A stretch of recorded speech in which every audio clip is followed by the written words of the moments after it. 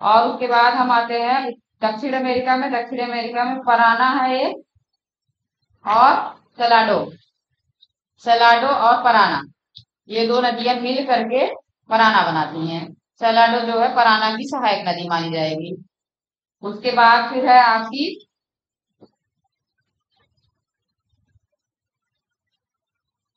मेडिरा और Amazon.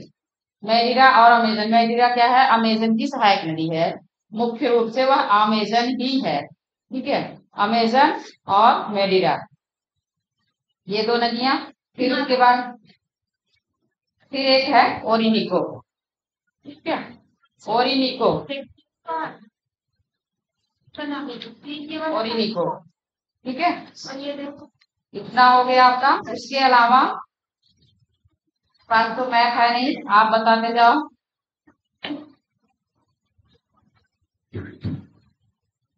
Rio Grande, Rio Grande कहाँ पे है? उसके बाद फिर रियो ग्रांडे के बाद रेड, उसके बाद टेनेसी, मिसौरी। मिसिसिपी और मिसौरी दोनों एक दूसरे में मिलती हैं और मिसिसिपी के नाम से आगे बढ़ती हैं। उसके बाद है आपकी सेंट लॉरेंस।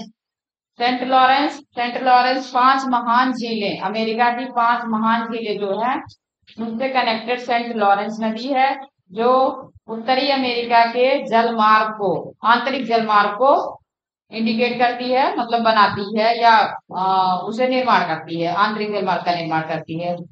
उसके बाद है आपकी नेल्सन। नेल्सन आपकी हडसन की खाड़ी में गिरती, हडसन नहीं, जेम्स बे में गिरती है, जेम्स बे है उसमें गिरती है। और नाइजर, नाइजर कहाँ की है? नाइजर अफ्रीका की है। और उसके बाद है कॉन्गो। कॉन्गो की विशेषता मैंने कहा था देखने को, किसी ने देखा? हाँ, कॉन्गो नदी की विशेषता क्या है? कौन से रेखा को? हाँ, भूमध्य रेखा इक्वेटर को 2 बार काटती है। उसके बाद लिम्पोपो, हाँ, मकर को 2 बार काटती है। जैमजी, जैमजी दक्षिण अफ्रीका की नदी है, जैमजी। फिर उसके बाद है ब्लू नील, ब्लू नील और व्हाइट नील। व्हाइट नील ब्लू नील मिल करके नील बनाती हैं, ठीक है। और इस पे 2 शहर आपके मिलेंगे, सूडान और खार्तूम। अभी जब हम जो है शहर करेंगे नदियों के किनारे फेमस, जो मोस्ट फेमस शहर हैं उनका नाम करेंगे, तो उसमें खार्तूम और सूडान ये 2 आपको मिलेंगे। फिर उसके बाद यमुना गंगा जानते ही हैं। उसके बाद है साल्वीन। साल्वीन कहाँ की नदी है? साल्वीन थाईलैंड की, साउथ ईस्ट एशिया की है, थाईलैंड और शायद कंबोडिया में होगी। और मरे डार्लिंग कहाँ की है? ऑस्ट्रेलिया की है। उसके बाद है मेकॉन्ग। मेकॉन्ग के बारे में काफी अच्छे से हम लोगों ने दिया था, ठीक है। तो मेकॉन्ग तो आप जानते ही हैं। यांगजी कहाँ की नदी है? चाइना की। हुआंगहो, अमूर, अमूर, अमूर रसिया की है। उसके बाद नीना कहाँ की नदी है? रसिया। फिर है Yenisei, Russia. Ob, Russia. Volga, Volga Europe. Indus, Indus India और पाकिस्तान। उसके बाद है नीपर, यूरोप की। डेन्यूब यूरोप की। एल्ब यूरोप की। और राइन यूरोप की नदी है। राइन जर्मनी में बहती है और जर्मनी में इसे इसमें ये भ्रंश घाटी में बहती है और इसमें आंतरिक जलमार्ग का कार्य करती है। बहुत ज्यादा इसमें जो है जहाजों का आवागमन होता है, राइन। उसके बाद है टेम्स। टेम्स आपकी बहती है ये ग्रेट ब्रिटेन में। ग्रेट ब्रिटेन एक द्वीप सा है और उसमें इंग्लैंड, लंदन शहर टेम्स के किनारे है। उसके बाद है सीन और टॉगस, ये भी यूरोप की ही नदियां हैं। और 5 बड़ी नदियों के नाम एक सीक्वेंस में, नील, अमेजन, यांगजी, उसके बाद एक है मिसिसिपी और एनीसी। ठीक है, बस इतना। उसके बाद हम नदियों के किनारे जो शहर बसे उनको हम देख लेते हैं।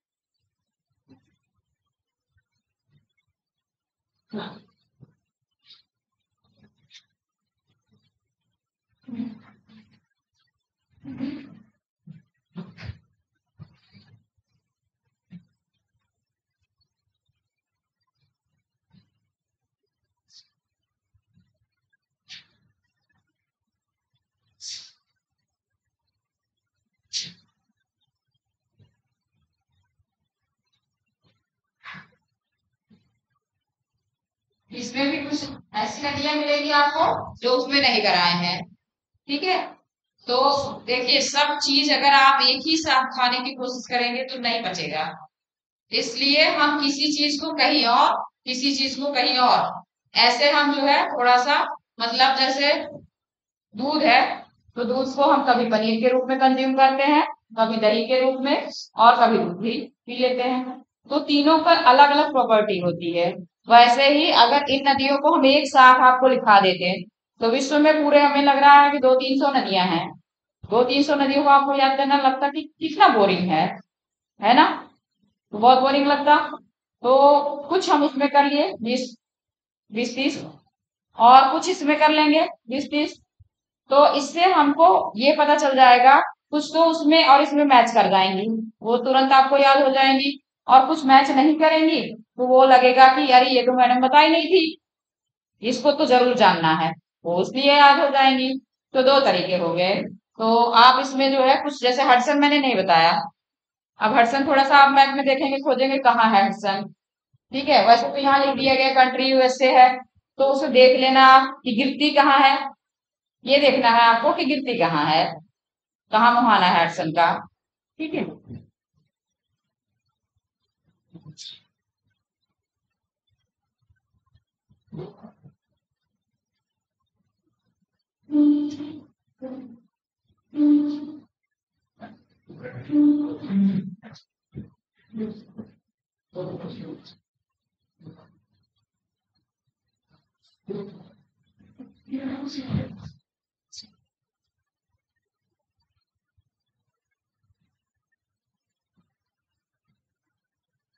अच्छा पाकिस्तान को बहुत सुने हैं आप।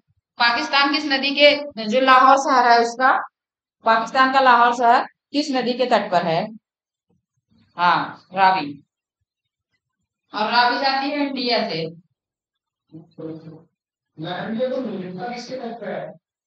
उसमें थोड़ा सा चेंज कर दिया, वो ये पूछा है कि रावी नदी के तट पर पानी हो रहा है नहीं हो। अभी पूछा है कि लाहौर है रावी नदी के तट पर पानी हो रहा है नहीं हो। मैं समझी नहीं, फिर से बोलिए। एग्जाम में थोड़ा सा चेक कर रहे हैं, पूछा कि पाकिस्तान का जो लाहौर शहर है वो रावी नदी के बाएं तट पे है, दाएं तट। तो ये तो आपको पता करना पड़ेगा।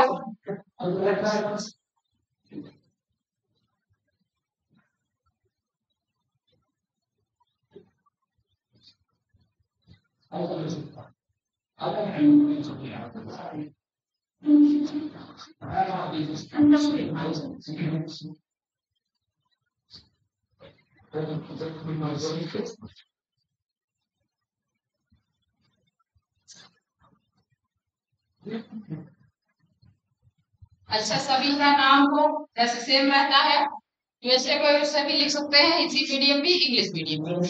पाकिस्तान को पाकिस्तान ही लिखेंगे।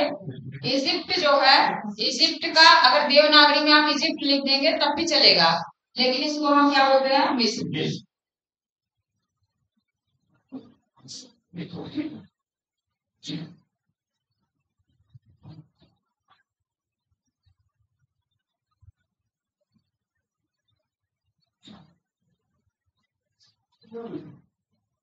अभी तक इन दोनों नदियों के बारे में मैंने नहीं बताया था, अब जो बता रही हूँ तो आप जानते हैं।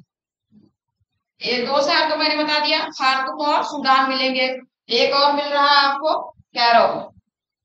कैरो शहर है, वो भी मिल रहा है। इसे काहिरा भी कहते हैं हिंदी में, काहिरा।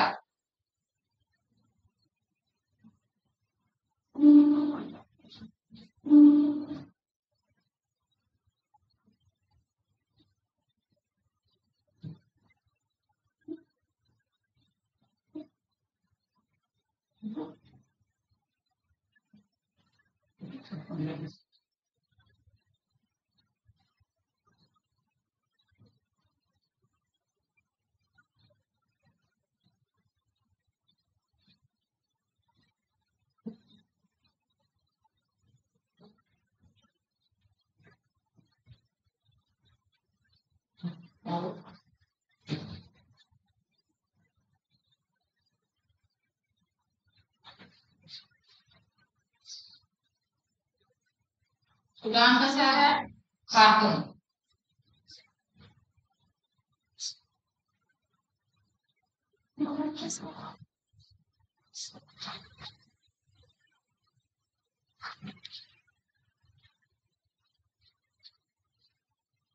एक भी किनारे में।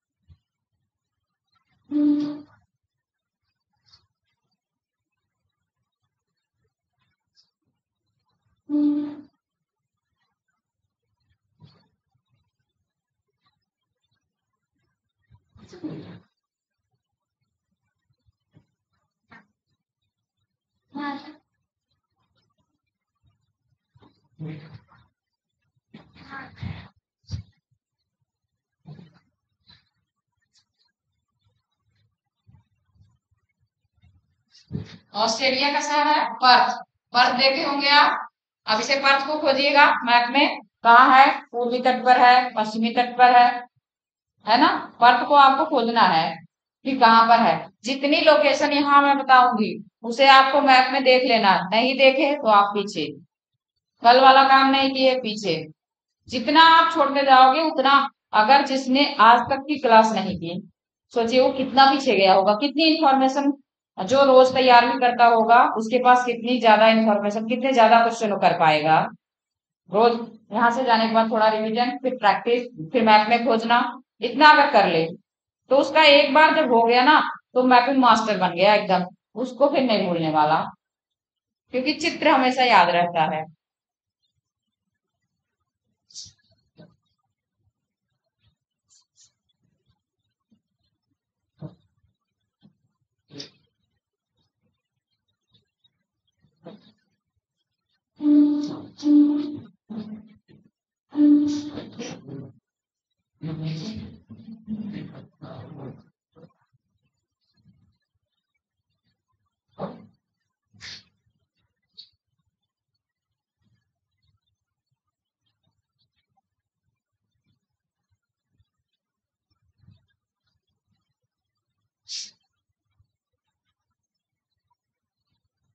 इसमें आप ये और ये पहले से जानते हैं। जर्मनी का शहर है हैम्बर्ग और नदी है एल्ब।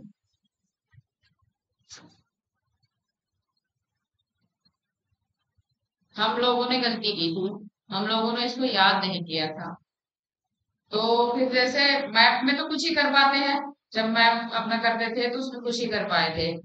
फिर बाद में लगने लगा कि ये तो मुश्किल पड़ रहा है, बहुत सारी चीजें देने लगे हैं। तो फिर बाद में हमने जो है थोड़ा थोड़ा याद करना शुरू किया और जितने देश थे उनकी राजधानियां याद की और उनके जो है जो शहर थे फेमस वो याद किए, तब जाके क्वेश्चन होने लगे। तो मैं ये सब पहले ही करा दे रही हूँ। वैसे तो कभी कभी लगता है कि फैक्ट बेकार है, लेकिन कभी ना कभी आपको काम देगा। ये क्वेश्चन में मिक्स होगा, अन्य क्वेश्चन में आपको मिक्स मिलेगा, तो इसकी जरूरत लगेगी, इसे जरूर याद करना। ये फैक्ट हो गया, आगे चले।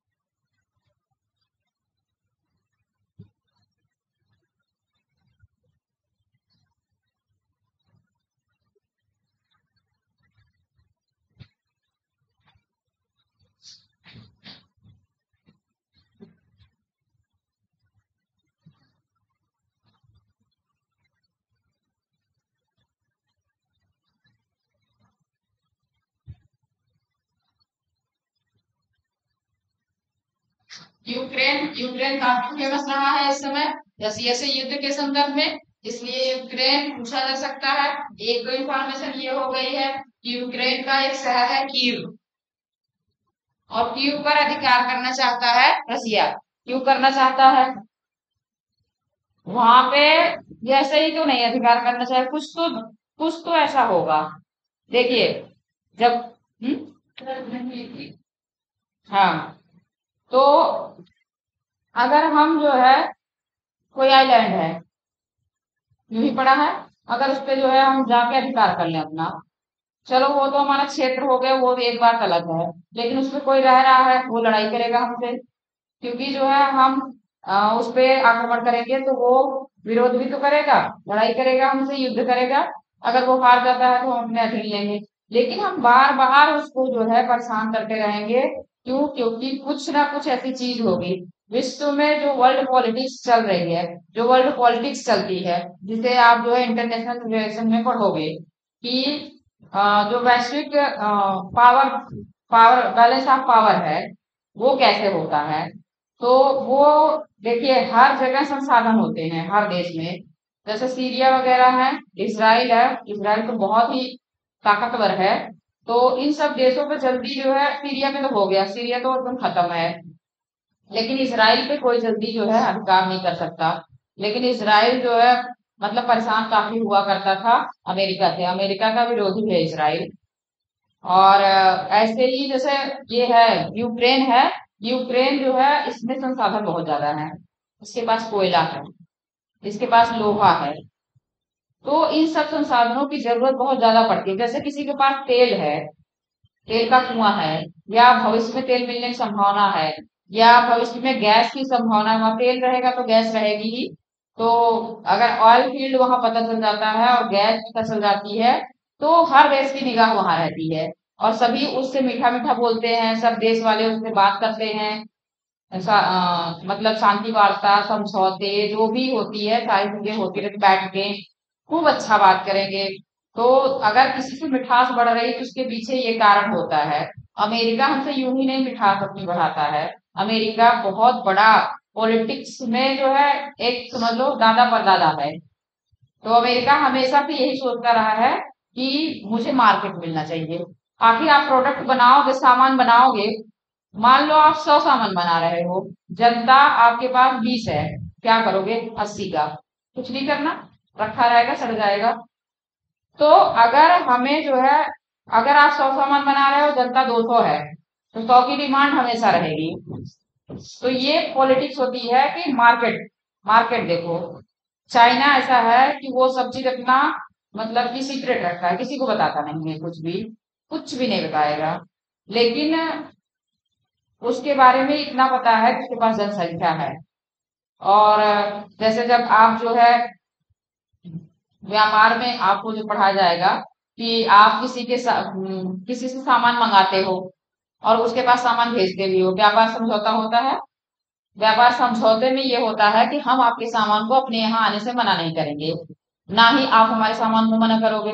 जैसे इंडिया आम का बहुत बड़ा विक्रेता है, इंडिया वर्ल्ड मार्केट में क्या करता है, आम बहुत बेचता है। अगर इतने सारे आम के बाग हैं सहारनपुर में मान लीजिए, और सहारनपुर का आम बिके ना, तो क्या मतलब है? सब देखा। और ऐसे ही मलिहा वाली बहुत फेमस है, जो क्या कहते हैं उसे, पहली सीजन के बाद दूसरी सीजन में आता है, दशहरी।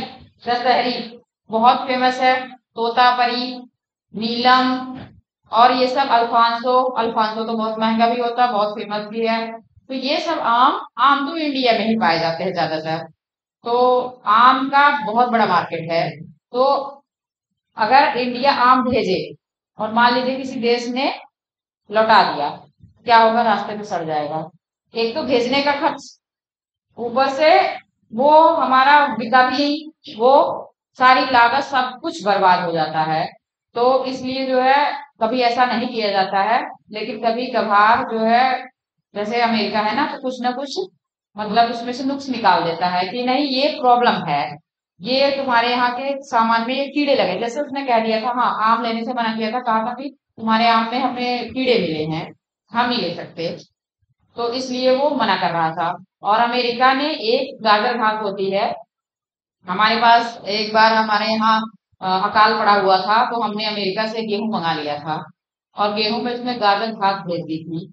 और वो गाजर घास ऐसी फैली कि आज आप खेतों में देखते होंगे इतनी ज्यादा मात्रा में गाजर घास है, वो पूरे फसल को बर्बाद कर देती है। वो सबसे पहले बढ़ती है, फसल उसके नीचे रहती है, फसल खत्म।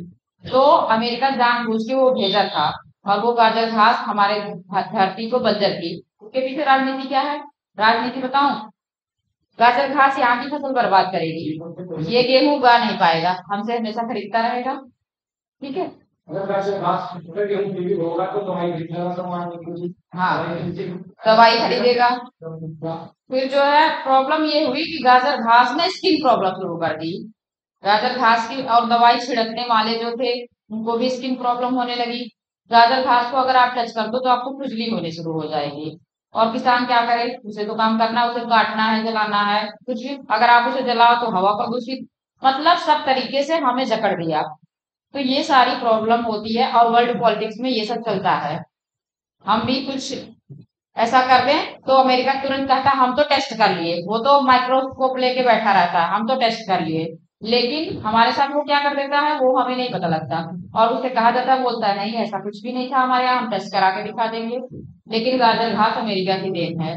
और उसने एक भेजा था बबूल, वो विदेशी प्रजाति का बबूल जो होता है, वो भी हमारे देश में आया, वो भी हमारी धरती को बंजर कर रहा है। ये सारी चीजें हैं। ऐसे ही मतलब विश्व राजनीति, वर्ल्ड पॉलिटिक्स चलती है। तो आप ये हमेशा ध्यान रखिए, निगाह लगाए रखिए कि कौन सा देश कौन से देश को ज्यादा विकास बना रहा है, कहाँ ज्यादा समझौते हो रहे हैं, कहाँ बातचीत ज्यादा हो रही है। अगर हम अफ्रीका जा रहे हैं, अगर प्रधानमंत्री देश के, हमारे देश के प्रधानमंत्री अफ्रीका बहुत दौरा कर रहे हैं, तो उसके पीछे कुछ राजनीति है। क्या राजनीति है? अफ्रीका के लोग, जो उत्तरी अफ्रीका है, उत्तरी अफ्रीका के लोग बहुत गरीब हैं, और गरीब होने के कारण उन्हें वस्त्र, खाद्यान्न और अन्य दवाओं की, अन्य चीजों की जरूरत लगती है। और उस जरूरत को पूरा करने के लिए इंडिया क्या है, दवाओं का बहुत बड़ा विक्रेता है, बहुत बड़ा मार्केट है इंडिया। तो वो क्या करता है, उत्पादन करता है और बेचने के लिए अफ्रीका में। कोई गरीब रहेगा, आप उसे, जैसे मैं बहुत गरीब हूँ, अगर मुझे बुखार हो गया तो मैं क्या करूंगी? सरकारी अस्पताल में जाऊंगी, एक पैरासीटामोल लूंगी, खा लूंगी। या फिर फ्री की मिली पैरासीटामोल भी मेरे लिए बहुत कुछ है, जहाँ कुछ नहीं मिल रहा है और भोजन में हमें चावल, मोटा अनाज, मोटा चावल मिल जाएगा, वही खाने के लिए हम तैयार रहेंगे, क्योंकि पेट तो भरना चाहिए ना। हम वहाँ क्वालिटी नहीं देखते। जैसे जैसे हमारा जीवन स्तर बढ़ता है, हम क्वालिटी देखने लगते हैं। जैसे जब हम लोग तैयारी कर रहे थे, कुछ भी मिल रहा है खा लो, जैसे मिल रहा है खा लो। अब हम थोड़ा सा देखते हैं, साफ सफाई होनी चाहिए, नहीं तो हम बीमार हो जाएंगे, क्योंकि हमारा टाइम अब ज्यादा इम्पोर्टेंट हो गया है। उस समय भी था, लेकिन तब पैसे भी ज्यादा इम्पोर्टेंट थे। अब हमारे पास क्या है कि पैसे तो हम कमा रहे हैं, लेकिन उन पैसों को कमाने के लिए भी हमें टाइम चाहिए, और हमें स्वस्थ रहना पड़ता है। उसके लिए हमें अपने ऊपर खर्च करना पड़ता है। तो अब अच्छी क्वालिटी का हम खाना खाएंगे, दूध पिएंगे, फल फ्रूट खाएंगे, ये सारी चीजें होंगी। तो ऐसे ही जीवन स्तर सुधरता जाता है। इसीलिए कहा जाता है शिक्षा जो होती है वो जीवन स्तर में सुधार लाती है। तो शिक्षित होना बहुत जरूरी है। उसके साथ साथ आप विद्या प्राप्त करें, उसके साथ साथ नौकरी भी प्राप्त करें। जैसे आप पढ़ लिए, नौकरी नहीं पाए, क्या आपका जीवन स्तर सुधरेगा? नहीं सुधरेगा। अगर आप प्राइवेट ही नौकरी करें, कोई भी नौकरी करें, तो आपका जीवन स्तर सुधरेगा। और लिविंग स्टैंडर्ड पे सर्वे होता है कि किसका लिविंग स्टैंडर्ड कैसा है, ये भी आएगा आपका। ठीक है। ह्यूमन, ये क्या है, HDI, ह्यूमन डेवलपमेंट इंडेक्स, ये आपके पढ़ाया जाएगा। इकोनॉमिक्स नहीं पढ़ाई जाती है? इकोनॉमिक्स नहीं पढ़ाई जा रही? अच्छा। तो इकोनॉमिक्स में आपको मैं बताऊं, जो सोशल ज्योग्राफी का पार्ट है वो सोशल इकोनॉमिक्स है। तो इकोनॉमिक्स में तो सिर्फ आप सोचते होंगे मुद्रा बैंकिंग। देखिए, मनी, बैंकिंग, फाइनेंस, ये तीन चैप्टर ऐसे हैं, तीन टॉपिक ऐसे हैं, मनी बैंकिंग फाइनेंस वाले, जो इकोनॉमिक्स, प्योर इकोनॉमिक्स हैं। बाकी सोशल इकोनॉमिक्स होते हैं। उसमें कैसा हमारा लिविंग स्टैंडर्ड है, कैसा हम सोचते हैं, क्या खाते हैं पीते हैं, ये सारी चीजें, प्लस कहाँ से कोयला मिल रहा है, कहाँ से कौन सा चीज मिल रहा है, हमारी इंडस्ट्री, हमारी कृषि, ये सारी चीजें उसमें पढ़नी है। क्योंकि हमें इकोनॉमिस्ट नहीं बनना है, हमें उन लोगों को क्योर करना है, उन लोगों को देखना है जो गरीब हैं। तो इसलिए हमें इकोनॉमिक्स पढ़नी है। हमें उनके सामाजिक और आर्थिक स्तर को सुधारना है, ऐसी नीति बनानी है। ठीक है। तो इकोनॉमिक्स में भी आपको सोच समझ के भी पढ़ना पड़ेगा। और इकोनॉमिक्स में आप किताबें जो है बहुत ज्यादा, कोई कह दे DS लाल की किताब आती है, SL लाल की किताब आती है, ये सब किताबें मत पढ़िए। आप अभी तो पहले अपना सिलेबस देखिए, सिलेबस देख के उसमें देखिए कि क्या हमें पढ़ना है, उसके अनुसार आप काम कीजिए। बहुत सिंपल है इकोनॉमिक्स वाला चैप्टर। मतलब मनी बैंकिंग फाइनेंस थोड़ा टफ है, बाकी इकोनॉमिक्स बहुत सिंपल है। और मनी बैंकिंग फाइनेंस आपका जो है मेंस में उतना आता नहीं है, वो ज्यादा आता है प्री में आपके।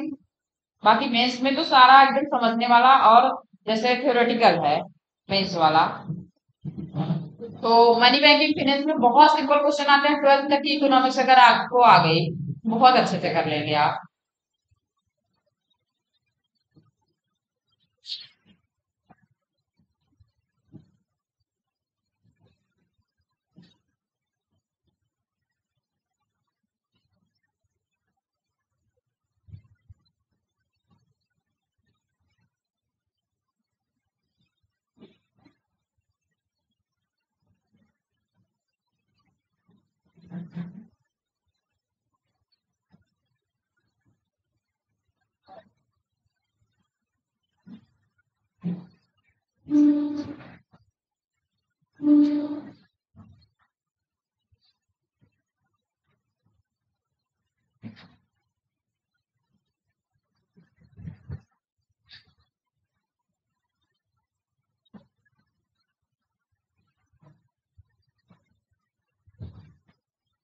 ये है नीदरलैंड।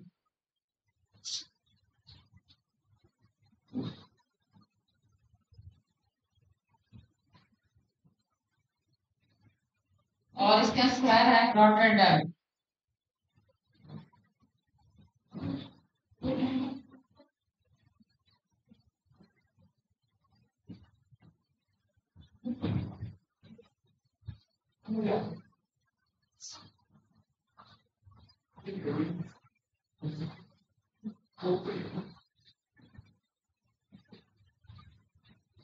राइन के किनारे है।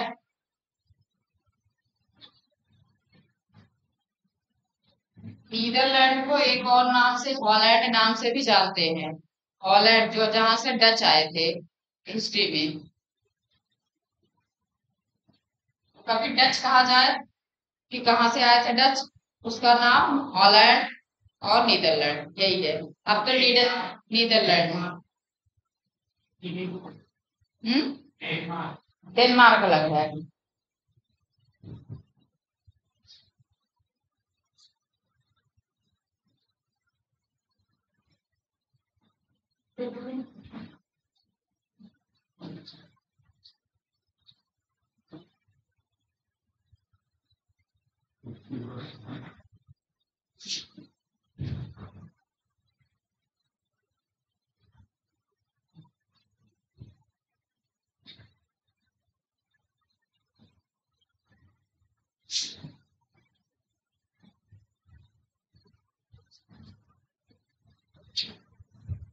वेनेजुएला,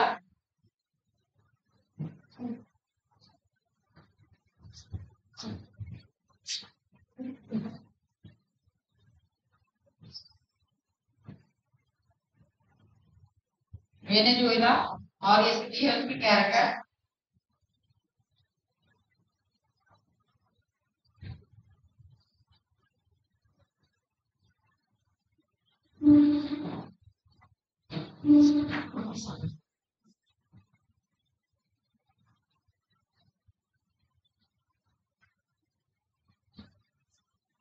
ये तीनों नदियां आप जानते हैं पहले से।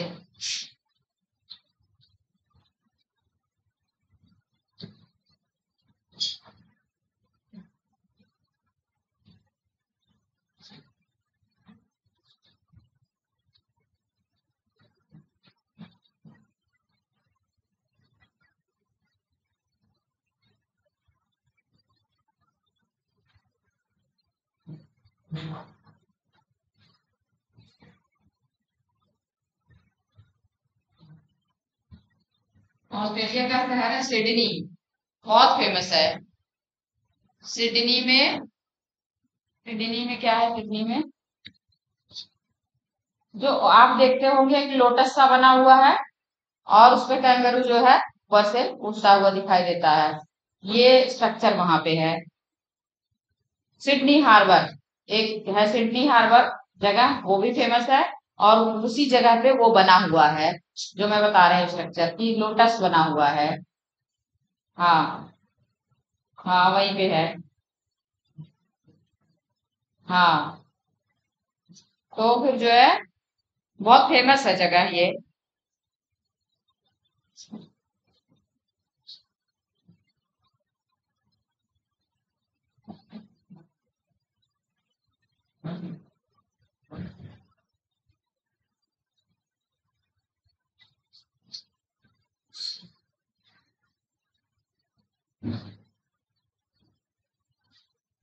डार्लिंग के किनारे है।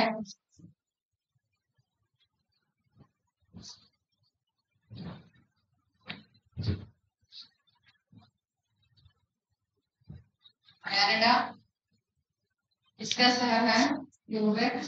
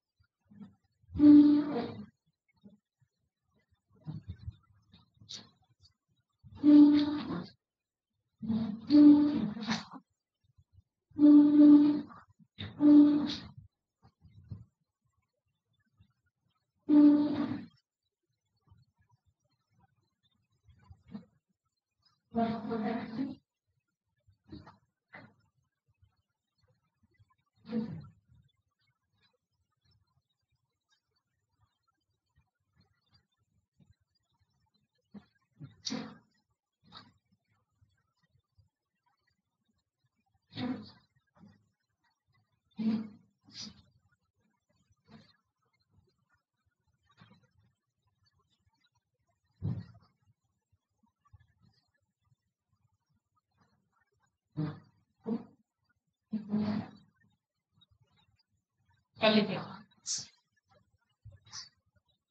क्यूबिक सिटी किनारे हैं। क्यूबिक सिटी याद रखिएगा। अभी आपको एक बार और क्यूबिक सिटी दिखाएंगे। ठीक है, अभी एक बार दिखा रहे हैं, अभी एक बार और दिखाएंगे क्यूबिक सिटी। सेंट लॉरेंस नदी तो हम 2-3 बार देख चुके है ना।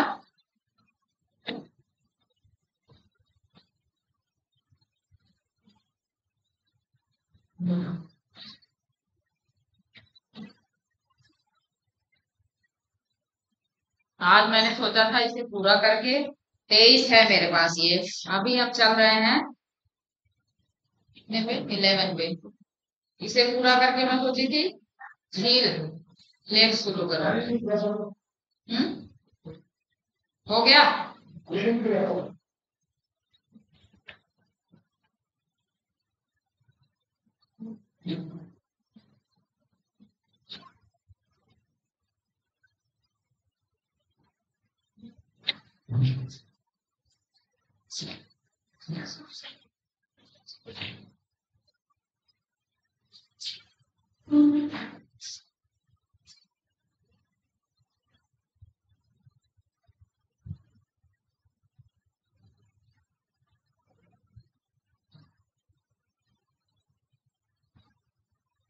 पोलैंड,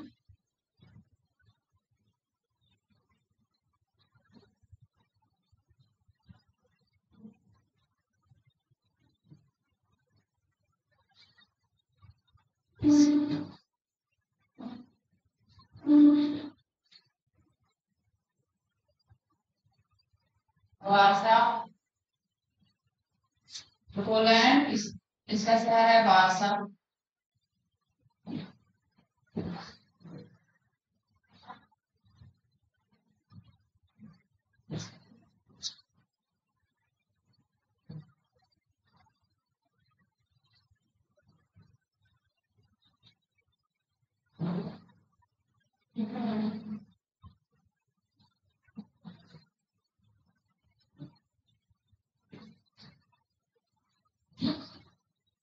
विस्पुला या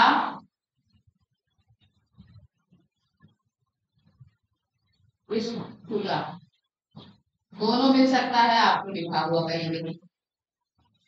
विस्पुला या विस्पुला, वैसे तो विस्पुला ही होना चाहिए, लेकिन अंग्रेजी के हिसाब से विस्पुला भी लिख देते हैं कभी कभी।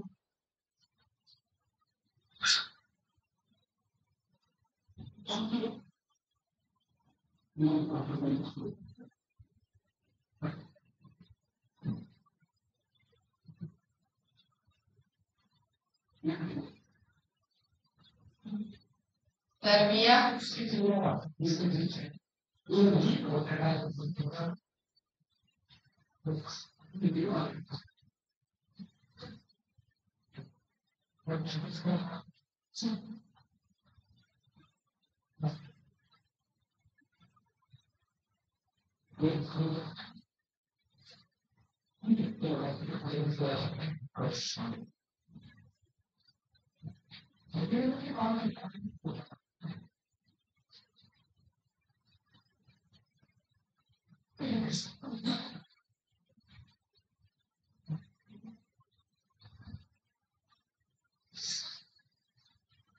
बेलग्रेड,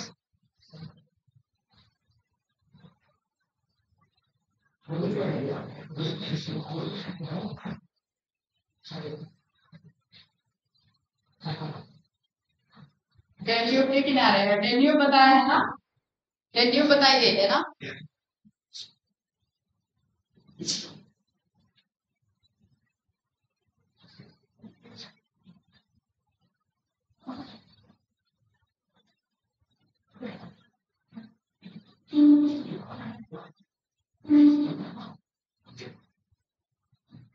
इराक कैसे जगह है।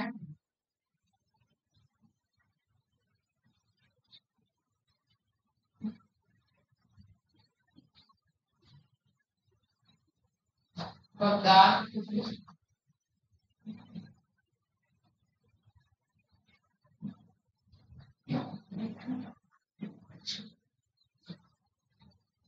जानते हैं किस नदी के किनारे है ये? हाँ, कोई कोई नहीं। टिग्रिस।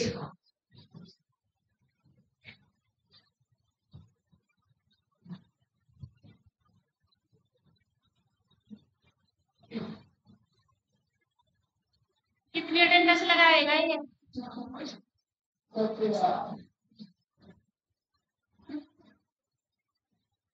टिग्रिस नदी के किनारे है। देखिए बहुत सारी चीज हम सुनते रहते हैं, इराक, बगदाद सब सुनते रहते हैं, लेकिन कभी उस बात पे ध्यान नहीं जाता। सिर्फ उन लोगों का ध्यान जाएगा जो लोग परीक्षा में बैठने वाले होंगे, है ना।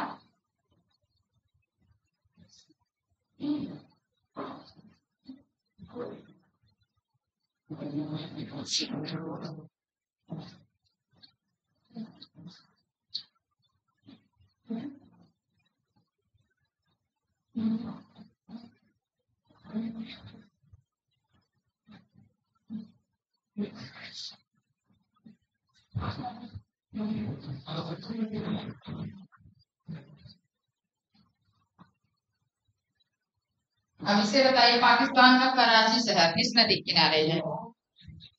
हम्म?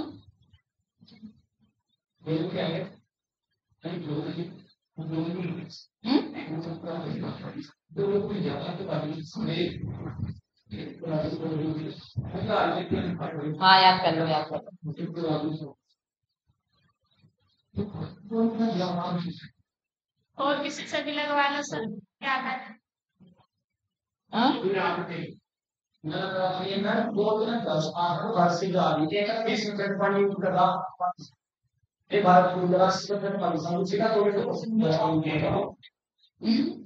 हाँ, 10। ठीक है।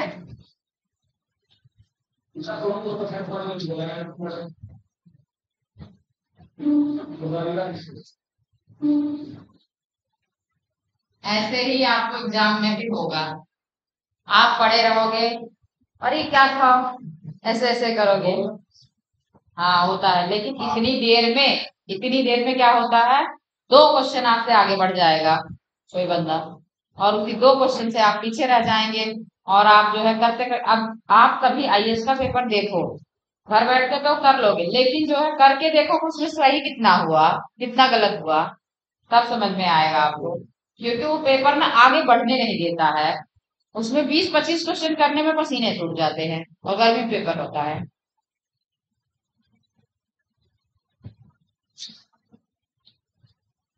मैं एक बार भगवान जी से कही कि ऐसा कर दो भगवान कि पेपर गर्मी में ना हो। एक बार गर्मी के कारण मेरा रात में इतना सर दर्द हुआ कि मैं सुबह पेपर नहीं दे पाई। रात भर जागती ही रह गई, बैठी रह गई चेयर पे, मैं पेपर ही नहीं दे पाई। जून में पेपर था, नहीं दे पाई, बेकार हो गया मेरा। और मैं भगवान से कही कि हे भगवान कुछ भी ऐसा कर दो। एक तो पेपर हुआ वो उस समय सितंबर में हुआ, सितंबर में पेपर, ये फर्स्ट टाइम ऐसा था जब सितंबर में पेपर हुआ, लेकिन उस पेपर को मैं दे ही नहीं पाई। क्योंकि जो है उस समय मेरी यही नौकरी वाला चक्कर था थोड़ा, नहीं दे पाई उस पेपर को। ऐसा होता है।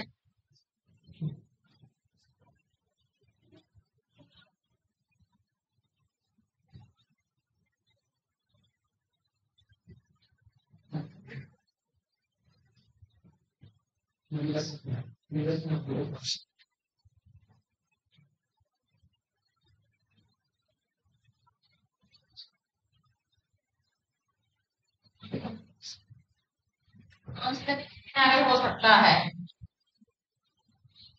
बताया गया है आपको। ठीक है।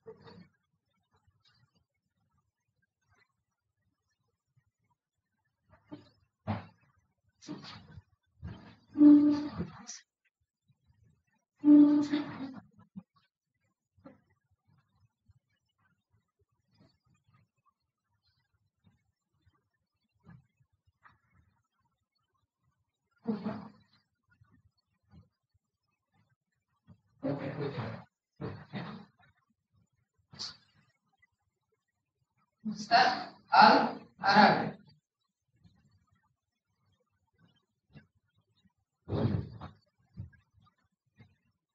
ये नदी का नाम है, ये शहर है बसरा।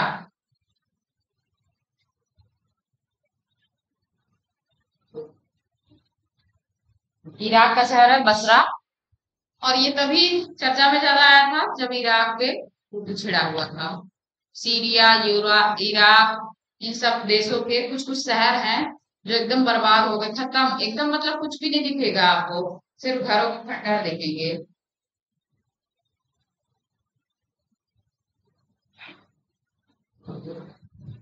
हो गया, चले आगे।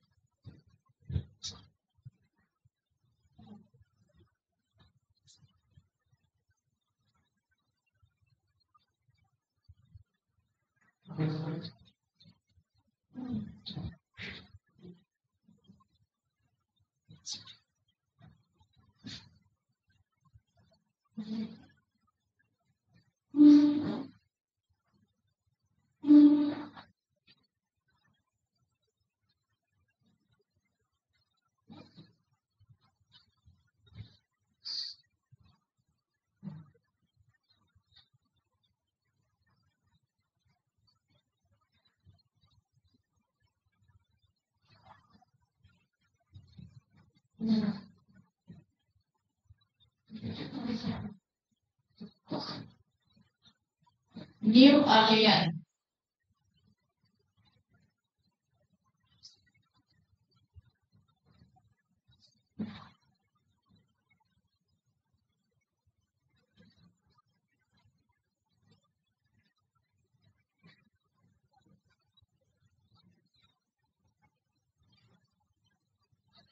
ये तो नदी जानते हैं आप ना, जिसमें ढेर सारे यस ढेर सारे पी हैं, है ना। अच्छा, अब आपको लगता होगा कि पहले पहले ऐसा लगता था कि कैसे इतना सारा चीज याद होगा, लेकिन अब आप सोचते होंगे बहुत सारी चीजें हमें आती हैं। एक बार रिकॉल करके देखिए, बहुत सारी चीजें आपको आने लगी हैं। जैसे पर्वत के बारे में आप जान गए, प्लेटो के बारे में जान गए, घास के मैदान जान गए, और मरुस्थल जान गए, और भ्रंश घाटी क्या होती है ये जान गए, और नदियों को जान गए। अब आप नदियों के किनारे शहर को जान गए। उसमें से 20% भी आपको याद रहा ना, तो आप बहुत कर लोगे। मैंने एक किसी का पढ़ा कि शिक्षा वह है जो पढ़ने के बाद, जो भूल जाने के बाद, जो भूल जाने के बाद बची रहती है, वही शिक्षा है। तो जो जो आपने पढ़ा, पढ़ने पर भूल जाने के बाद जो बची रहती है वही शिक्षा है। कोई थिंकर है, मेरे स्कूल में वैसे लिखा हुआ था। मैं अपने स्कूल में ऐसे ऐसे देखती रहती हूँ। मुझे वहां 2 साल 21 अक्टूबर को हो गए थे। मैं पूरा कमरा देखी नहीं थी, मेरा जहाँ क्लास रहता है वहीं जाती हूँ। बस ऐसे देखती रहती हूँ कहाँ क्या लिखा है, और फोटो खींचती रहती हूँ। तो वहां पे लिखा था, मुझे बहुत अच्छा लगा, मैंने याद कर लिया उसे, कि वास्तव में शिक्षा वही है जो हमारा दिमाग याद रख पाए। हमने तो आपको बहुत कुछ पढ़ाया, लेकिन उसमें से जो आपको याद रहेगा, आप समझना कितना आप शिक्षा ग्रहण किए, और वही आपको एग्जाम में काम देगा। कॉपी वगैरह कोई काम नहीं देती, क्योंकि चिप तो ले जाना नहीं, कॉपी तो ले जानी नहीं, दिमाग ही ले जाना है। इसी कंप्यूटर को बढ़िया रखना सबसे बड़ी बात है। इस कंप्यूटर को कभी भी हैंग मत होने देना, ना ही इसमें कूड़ा करकट डालना, ठीक है। इस कंप्यूटर में आपको वैसी फाइल रखनी है जो एकदम फ्रेश, एकदम बढ़िया, और उस फाइलों को निकाल के धूल धूप से झाड़ते रहना है। कभी ऐसा ना हो कि हार्ड डिस्क में जंग लग जाए, ठीक है। तो हार्ड डिस्क वगैरह में जंग नहीं लगने देना है।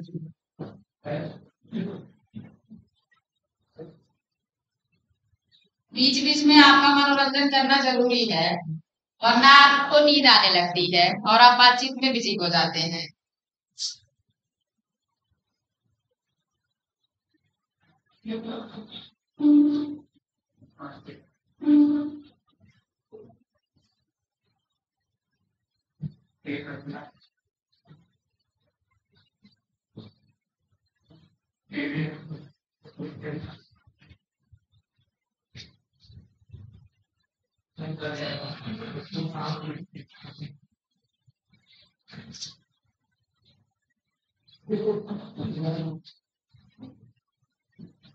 इजिप्ट इजिप्ट का शहर है आसमान।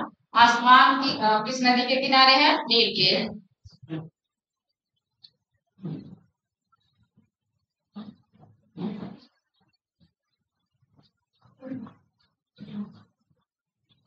अच्छा, आप लोग सपना बनाए हैं कि किस शहर में आपको घूमना है, किस देश में घूमना है?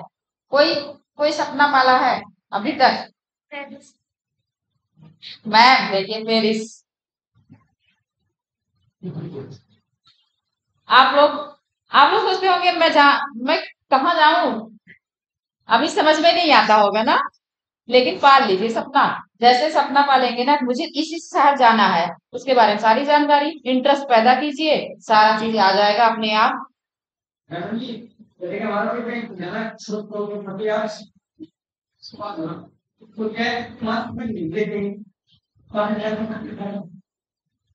मैं आपकी भाषा थोड़ी कम समझ पाती हूँ, इसलिए कोई धीरे धीरे बोलता है तो मैं समझ पाती हूँ। इसके नानी के पास।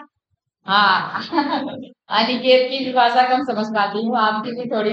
जैसे फास्ट, देखिए ज्यादा तेज बोलना आपको इंटरव्यू से बाहर कर सकता है। अरे ये भी ऐसा। ठीक है, इसलिए मैं आपको समझा रही हूँ कि आप अपनी लैंग्वेज को थोड़ा स्पष्ट बनाइए और हिंदी शुद्ध हिंदी बोलने की कोशिश कीजिए।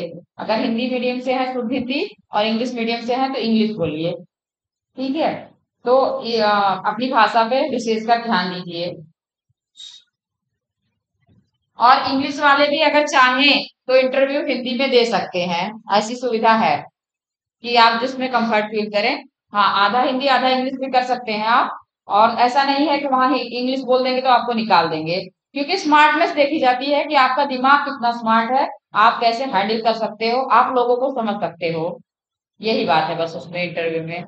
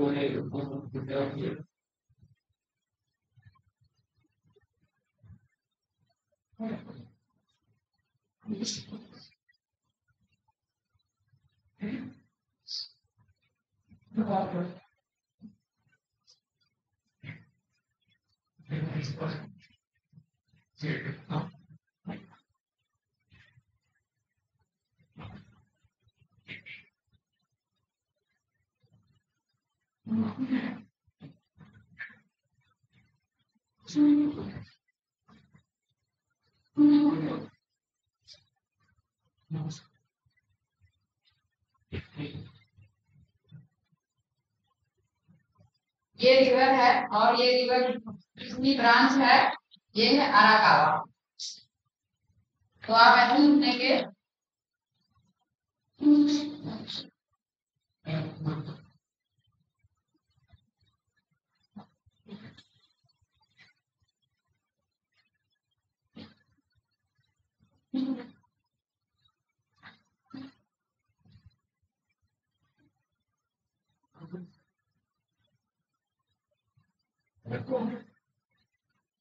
देखिए, जो जापान का टोक्यो शहर है, वो सुमिदा रिवर के किनारे है। लेकिन ये सुमिदा रिवर ब्रांच किसकी है? अराकावा की। ठीक है, अराकावा की ब्रांच है सुमिदा रिवर। तो कभी आपके सामने अराकावा भी आ सकता है, इसलिए दोनों को आप याद रखें।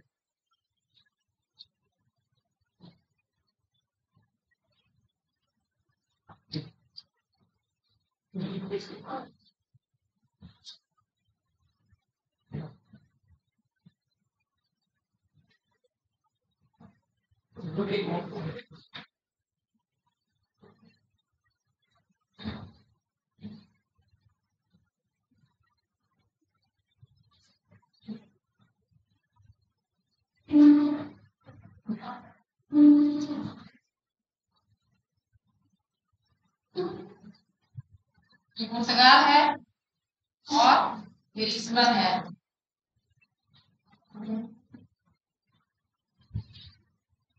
पुर्तगाल का शहर है लिस्बन।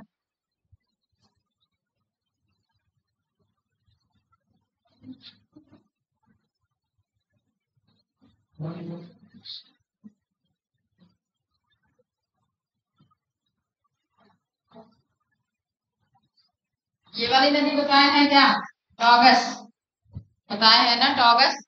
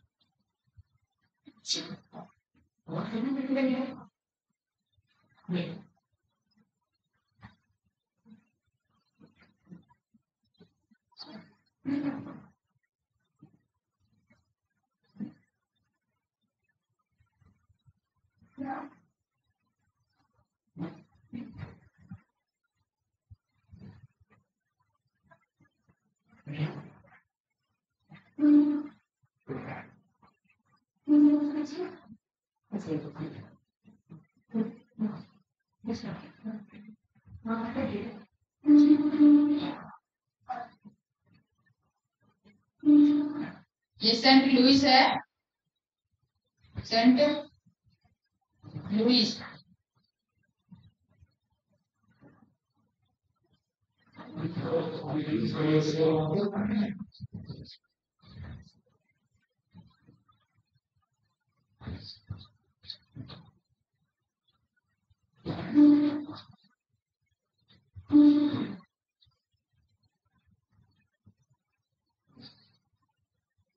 मिसिसिपी के किनारे है।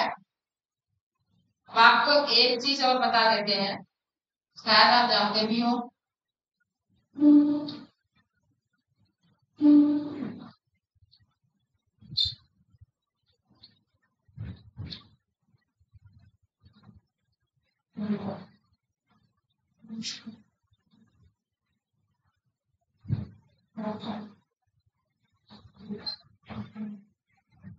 किस नदी के किनारे है? इंडिया का कहा है। चलो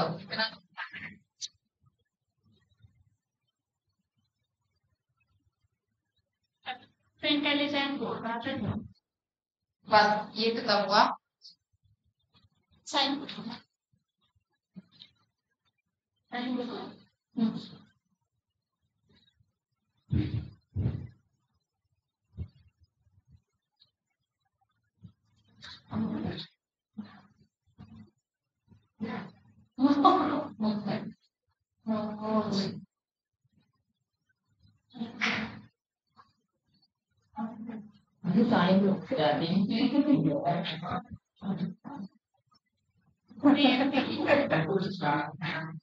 अच्छा ये बता दो कैसे आएंगे।